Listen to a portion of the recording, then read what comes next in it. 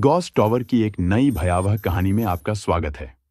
आज हम सुनेंगे एक सच्चा अनुभव जिसमें कुछ लोग एक गलत निर्णय के कारण अपनी ही मौत की ओर बढ़ते हैं।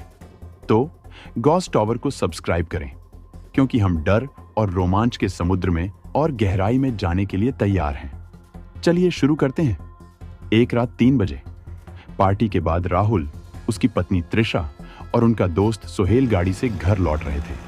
गाड़ी में म्यूजिक बज रहा था और वे खुश थे, लेकिन अचानक सब कुछ बदल जाता है। एक लड़की सड़क पर आ जाती है। ब्रेक लगाने का समय नहीं था। गाड़ी उस पर चढ़ जाती है और वह सड़क पर गिर जाती है।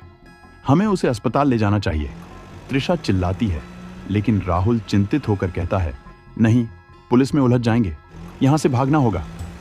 त्रिशा के चेहरे पर निराशा साफ दिखती है। सोहेल भी कुछ कहने की हिम्मत नहीं करता। अंधेरी रात में वे एक गलत निर्णय लेते हैं। जल्दी से गाड़ी चलाकर घटनास्थल से भाग जाते हैं। दिन बीतते जाते हैं, लेकिन उस रात का किया गया गलत निर्णय उनकी शांति छीन लेता है। अजीब घटनाएं शुरू होती हैं। रात में घर का दरवाजा अपने आप बंद हो जाता है। बिना हवा के खिड़कियां अचानक बंद हो जाती हैं और गहरी रात में कोई अदृश्य फुसफुसा रहा होता है। एक रात त्रिशा सोकर उठती है और देखती है वही लड़की उसके सामने खड़ी है। उस लड़की की आंखों में खौफनाक गुस्सा है और चेहरे पर विकृत हंसी। त्रिशा चिल्लाना चाहती है, लेकिन उसकी आवाज निकल नहीं पाती। उस रात लड़की फुसफुसाते हुए कहती है, तुम मुझे बचा सकती थी, लेकिन तुम भाग गई। आने वाली रातें और भी भयावह हो जाती हैं। एक दिन सोहेल बाथरूम में जाता है और आईने में देखता है कि उसकी छवि के बजाय वही लड़की का चेहरा दिखाई देता है।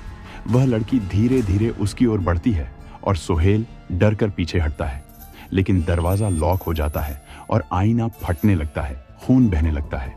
सोहेल अपनी जान बचाने की कोशिश करता है, लेकिन के बाद राहुल अपने कमरे में बैठा होता है जब अचानक बिजली चली जाती है।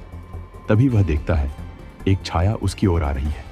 उस छाया का चेहरा नहीं है, लेकिन उसके शरीर पर लड़की के निशान स्पष्ट हैं। छाया उसके करीब आ जाती है और राहुल का शरीर जाम हो जाता है। आखिरकार त्रिशा अकेली रह जाती है। उसके चारों ओर सभी एक एक कर मर चुके हैं। एक दिन जब वह बाहर भागने की कोशिश कर रही थी, वही लड़की फिर से खड़ी होती है। इस बार वह त्रिशा की ओर बढ़कर फुसफुसाती है, तुम्हारे भागने का कोई रास्ता नहीं है। इसके बाद त्रिशा का गायब होने पुलिस जांच शुरू करती है, लेकिन कोई सुराग नहीं मिलता। शहर में आतंक फैल जाता है। त्रिशा को कोई नहीं देखता और उसके घर में कुछ अजीब निशान मिलते हैं जो एक पुराने घटना की ओर इशारा करते हैं। पता चलता है कि वह लड़की एक स्थानीय युवती थी जो लापता हो गई थी। कहानी के अंत में एक रहस्य का पर्दाफाश होता है। त्रिशा और उसके दोस्तों की मौत सिर्फ एक दुर्घटना नहीं थी, बल्कि उस लड़की की आत्मा ने उनके ऊपर बदला लेने के लिए आक्रमण किया था। उनका जो गलत निर्णय था, वही उन्हें नरक के रास्ते ले गया।